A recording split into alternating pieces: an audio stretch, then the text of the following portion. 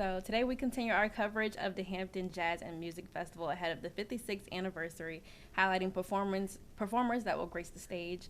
Today we welcome the R&B trio Next, who dominated the 90s and early 2000s. Their biggest track, Too Close, was the number one song on Billboard year-end chart in 1998. Thank you so much for joining us. Thank you for having us. Thank you for having us. And we're a duo now, but yes, thank you for having us. Gotcha. Duo. I'm so sorry about that. Um, Hey, The Hampton Jazz and Music Festival showcases genres that have deep roots in Black culture and history. How important are festivals like this in preserving and celebrating that legacy, and what role do you feel you play? I think it plays a huge role. I think that music is a very powerful tool and it brings people together, especially when it's positive music. My cousin is Philip Bailey from Earth, Wind, and Fire, and I know that when we were coming up as a group, I would tell the guys, I dream that we have an anthem, at least one for the cookout, for the family reunion, for for all the happy occasions. Whether it be a wedding with wifey, or like I said, too close with skating rinks and barbecues and family reunions. And I think that music can make people forget about bills, trials and tribulations, drama at home, and us coming together and being able to celebrate and party with everybody at the festival is going to be incredible. So yes. Yeah, and for many attendees, this festival is more than just a concert. Like you were saying, it brings back that nostalgia and memories when you're performing those songs. And it's an annual tradition passed down through families since 1968. How does knowing that influence the way you approach your performance once you get there? I don't think it does. I think that we always have to perform like it's our last performance, because once you appreciate the blessings and the gifts that you've achieved, it's almost been 30 years for us. We never take any show for granted. It could be a bar right, mitzvah, it could be a right. graduation, wedding. These are special moments for somebody somewhere. Now, are we saying that some shows don't aren't bigger in we don't get as nervous for some show or get more nervous for some shows? Of course. We understand legacy, we understand tradition, so it's a huge thing for us. We know that VA is for lovers, so we got to come out, spread the love, show the love. And yeah, we understand the gravity of what this is and what we're doing. So we want to be there every year. So we got to come sing our tails off, put on an amazing show, and make sure everybody has a good time. I love that. And I this agree. year's I agree lineup. with you. Oh, sorry, you can go ahead. No, no, I just said I agree with him. Everything he said, I agree. This year's lineup reflects the effort to bring together multiple generations of artists and fans. Have you noticed a difference in the way the younger audiences engage with your music compared to the people who first supported you? I don't see a difference. I think you got to remember when we came out, the younger audience was kids, so the music was being played in the household with the parents. So I think they kind of grew up on us too. You know what I mean? So Yeah. I don't think I think and they party when it comes on. They singing every word. So it's dope. And we were kind of the last of the Mohicans when it comes to streaming. So we were out right before streaming and we kind of ushered that in. So the good thing for us is we get a lot of the streaming audience and the younger audience with that, but we also get the audience before the technology appeared that really were at record stores and in stores where we're signing autographs and they're buying physical CDs and tapes. So we were right on the cusp and right there in the beginning of this new technological stage. So we get to have the audience slightly above that and a lot below that. So that is one of the advantages of the timing of when we came out. Okay. And on that note, is there a song in your catalog that you feel like is taking on a new meaning now? What? Wifey? Maybe. I don't know. I mean, people attach memories to records, so Right. maybe Butter Love, because people, we be in the middle of the show, and they'll go Butter Love, and we like, we gonna get Right. there. So I think maybe Butter Love, because it's like the hood classic. It's that barbecue slow jam that I think takes certain couples to a place that like, you remember this when we was playing when we first. So I think that Butter Love might be that record for me. Okay. So we got Wifey and Butter Love. Looking back on your career, what are your what are you most proud of, considering that you were a part of such a major impact on the golden era of R&B? I got this one. I know what I'm most proud of. So in 1998, we actually hold a record on Billboard. We have the most Billboard awards won in one season, 1 year for an R&B group.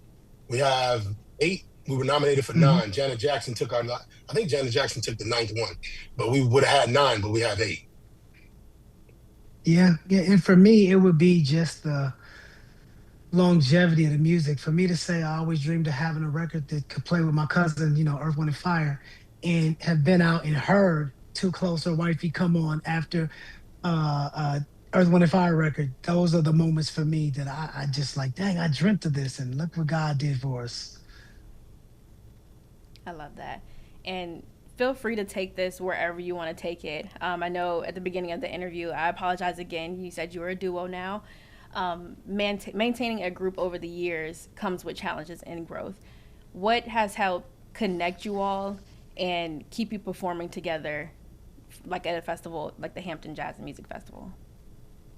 In full transparency for me, being just a duo now and going through the things that we've gone through, you usually hold on tighter and appreciate, the relationship that I hold with Tilo, because a lot of managers and dancers and musicians come and go, producers, but one constant stays the same. I can look to my right or left on stage, and my brother's right there. That's a fact. Dynamic duel. That's That's what right. Did we you want are. to? I love that. Did you want to add anything else? Oh yeah, yeah. No, it's just me. For me, it's the brotherhood. Like he said, like he's literally like my blood brother. You know what I mean? Like he's been with me since he was 14 years old. So, the bond over the music, the bond of just a relationship. We've been through a lot of stuff. You know what I'm saying? Personal, business, a lot. But for us to overcome and still be here, you know what I'm saying? Yes, we lost a member, but we keeping it moving. So Yes. And speaking of overcoming, in a music industry that often prioritizes what's new, what does it mean to continue creating and performing music that resonates across generations and brings people that sort of sense of nostalgia? It's what we pray for. I mean, people are always looking for that new and hot thing, but it's all about the longevity and the consistency. That's why we're continuing to be booked and perform all over the world, because people know, we've created a body of work that people still want to hear, and we can come out and sound just like, if not better, than the original record. And we take pride in that. We never take this for granted. That's why I said every show we're going to sing and perform like it's our last, because we understand how blessed we are to be here. That's why we're so right. excited to do this interview. We can't wait. Hampton, what? It's going down. We are ready right now. Put a whole new show together. Like it's a whole new show we put together. We're literally Yes, ready. yes. We're ready right now. Sorry, did you want to add to that? I want to jump in with the next question if you had something else Oh no, to no, say. I'm good. I'm good. No, I'm good. Okay. If there was a book, a big book of R&B, when the story of Next is being written and talked about, what would you want your chapter to highlight, or the title of the chapter if you can give it one word? One word. Uh, Overcome. That's my one word. I like that. Bobby, you got one? Oh, right. But I mean that, I'm a writer, so I mean it in both ways. WRITE and RIGHT. People said I wouldn't do it, said we couldn't do it. I knew I was right. And I was able to write, records for so many different artists that I can only dream of. Mr. Ron Isley and his wife, I worked on a record for them. Jamie Foxx, Luther Vandross, Lloyd, I Jaheim. mean, Jaheim, you name it. So I was right, and I got to write. So, right, that's the one word, but both spellings. I love that. All right, let's bring it back to the stage of the Hampton Jazz and Music Festival. Next is performing on day one of the festival, along with icons like Jagged Edge, Drew Hill, Lil Mo. What message or energy does the duo want to long, leave with both longtime fans and younger listeners to kick off the weekend long event? It's a party, y'all. We coming to party. That's it. Yeah. We coming to Yeah. party. And I think our job is to, no matter where they have us at in the lineup, is our job. And this is not ego at all. Well, maybe it is. You know what? All artists have to have a little ego and insecurity. Our job is for people to say, "Oh man, they should have went later in the show." No matter where we at, that's our job, is to perform really well. It's not a competition. We're only competing against ourselves. But we look at the lineup. Of course we do. We're supposed to. And I think that that is the competitive part of us. Wingo from Jagged Edge is one of my closest friends. I think they're one of my favorite groups. It's going to be incredible though. My job, our job, is to go out there and raise the bar. So they have to raise the bar, and that makes it better for the audience. So I can't wait. It's on and cracking. And I'm sure people can't wait to see your performance. Is there anything else you want to leave before we wrap this interview? We just want to thank you for your time, because we've been in this industry quite a while, and we don't take this for granted. For you to allow us on your platform and want to talk to us and hear us speak, that means a lot. And I know I'm speaking for me and my big brother. We really do thank you. Like For sure. honestly, this isn't no cap. We really, we understand that you could be here talking to anybody, and you chose to, interview us, and we really appreciate it. Thank you. Of Yeah, thank course. you.